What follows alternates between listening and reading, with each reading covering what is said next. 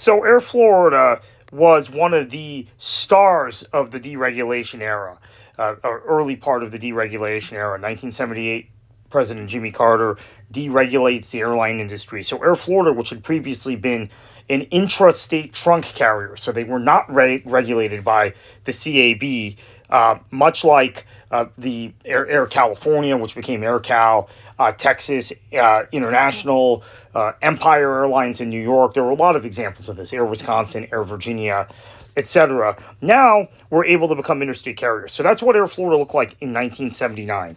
The route map you just saw. They added some limited routes outside the state, basically from Miami, Fort Lauderdale, and West Palm Beach to New York.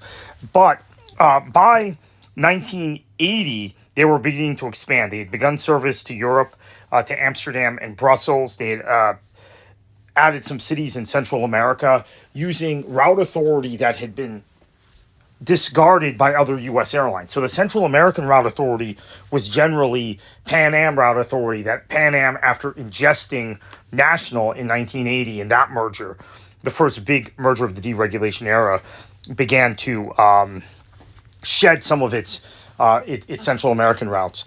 Brussels and Amsterdam were routes that were route authority given to national airlines. And actually, Amsterdam Miami was flown by National into 1980. Once they merged with Pan Am dropped the route. So this is now 1981. You get to 1982, and you see an even larger hub operation in Miami growing. You see more and more service to the Caribbean, the Bahamas. There was additional flights to the Bahamas from Fort Lauderdale. Actually, Fort Lauderdale, Bahamas flights, I should have mentioned, started in 1980. And then you had West Palm Beach, Bahamas flights start in 82. There were lots of flights by this time out of state. Flights from Tampa to the Midwest had started. So Tampa to Toledo, which was a very specific local route. You had service to the Northeast from Miami, Fort Lauderdale, and West Palm Beach.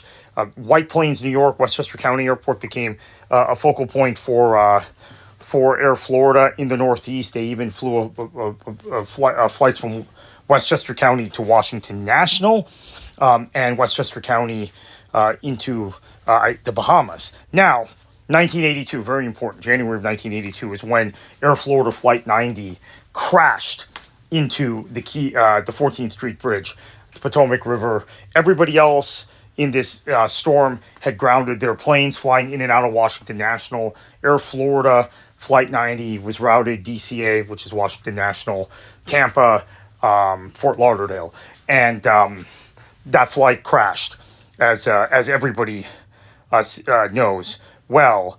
And Air Florida, part of the reason they were pushing so hard was that they were the low-fare carrier. They had poached a lot of service to and from Florida, a lot of passengers that were flying major airlines. They had grown to enormous size, as you can see by these route maps, in terms of their scope, in terms of their size. They were the darlings of deregulation. They took the deregulation mantra and started flying everywhere at low fares, undercutting the major airlines, undercutting the highly unionized airlines. But that growth led to sloppy safety standards, bad maintenance of planes, bad decisions. By late 1982, this is later in the year after Air Florida Flight 90 had crashed, you see Air Florida has an extensive route system from Miami to Central America. Lots and lots of flights from Miami to the Bahamas and the Caribbean, flights from Miami to Europe, which again were unused route authorities, formerly National, and some Pan Am routes that weren't being flown. They were beginning to develop more flights from Tampa to the Midwest, and as I said earlier, Fort Lauderdale and West Palm Beach to the Northeast. In fact, even though Miami was the major hub, you began to see a shift in late 1982 toward more of the flights from the Northeast flying from Fort Lauderdale, or being routed Miami, Fort Lauderdale, and then Boston. Miami, Fort Lauderdale, Philadelphia, which was sort of odd to think about a flight between Miami and Fort Lauderdale, but there were a lot of those then. Here's the route network in the Northeast at the time. Burlington, Vermont had been added as a destination. Chicago had been dropped. Chicago would return, by the way, and that would probably be where part of our story ends. London had been added. I should have mentioned that earlier. London was added in 1981, Gatwick to Miami, and then Shannon, Ireland came online in late 1982, or came online middle of 1982, and lasted for a little while. And at this point, you're thinking Air Florida has driven Pan Am off a number of routes. Eastern has had to slash their fares.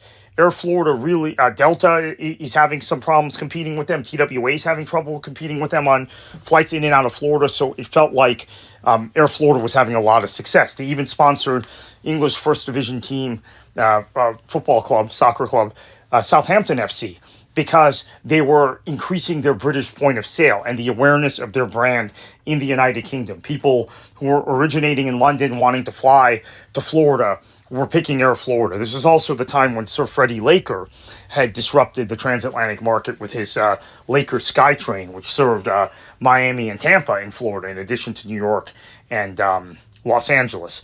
And then later, Laker Airways Part 2 would fly to Orlando and Fort Lauderdale from London. So Sir Freddie Laker, a pioneer in the airline industry. Before that, a disruptor in the 1980s and 1990s.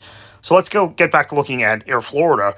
Its route map. Scandinavian service started in late 1982, and these were routes that were the route authority was held by Northwest Orient Airlines to fly from Miami to Oslo, Copenhagen, and Stockholm.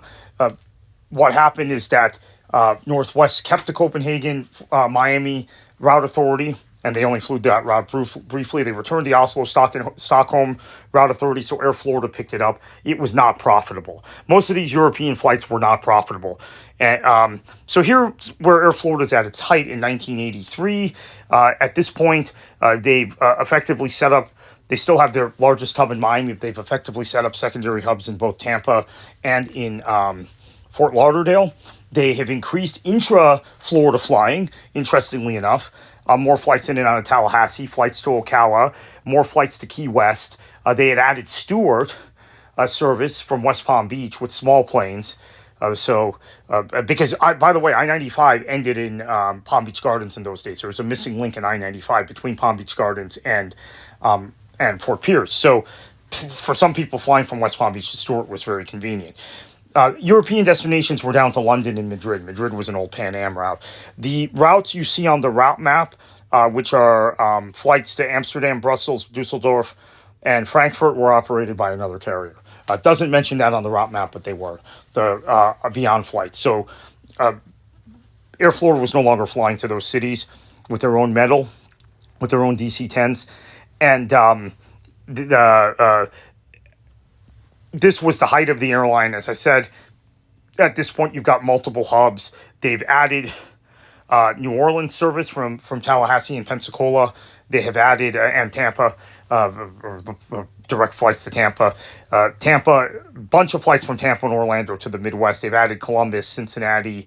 Toledo is still there. Indianapolis. They've returned to Chicago's Midway Airport. That's going to be part of the end of the story. And they were flying from those places to Orlando and Tampa, cities in the Northeast. More flights to Fort Lauderdale than to the other locations, but still some flights to Miami and West Palm Beach, and then obviously huge international concentration of flights out of Miami to the Caribbean, to Central America. Those routes are all still there at this point, and the airline is looking very, very, very, very strong from a map structure, but they're spread thin. Their major airlines have lowered fares to match their fares. Maintenance isn't very good, as I mentioned. Their planes are older. The DC-10s, the 737-200s that they're flying. So there's now a return of many travelers to and from the Sunshine State to the established legacy carriers that were flying extensively out of Florida, which were primarily Delta and Eastern, but then also TWA, Pan Am less or so. Pan Am was really struggling at this point, and they would never recover. But really, Delta and Eastern assert themselves again, and you even have some disruptors like New York Air that are doing well. Obviously, Northwest Orient on flights to the Midwest. Here's the route map in '83 to Central America and the Caribbean. So by the end of 1983, Air Florida's fleet, which was about 30 planes, and it was all either big wide-body DC-10s or 737s, planes are beginning to get repossessed, and a lot of these planes are disappearing. Right, routes are disappearing, planes are being repossessed. So they are down to 11 planes by January or late January of 1984. Many of these routes are gone. There is no Air Florida timetable. By the way, these route maps are all from my own personal collection. There's no Air Florida timetable issued after January of 1984. They eventually get bought by Midway Airlines, which is based at Chicago Midway Airport. And the reason I include this last map here is that the remnant of Air Florida was the fact that there were some Caribbean flights from Fort Lauderdale and Miami, which were flown, that were former Air Florida routes, Air Florida Route Authority, that connected to flights from Fort Lauderdale and Miami to Chicago Midway on Midway Airlines. And for a while, Midway Airlines tried to fly from Orlando and Tampa to some other Midwestern cities, but eventually just reduced that to flying to Chicago Midway. Chicago Midway got the 11 planes that were left, the 11 narrow body planes that were left. They didn't take the DC-10s. And they went out of business in 1991.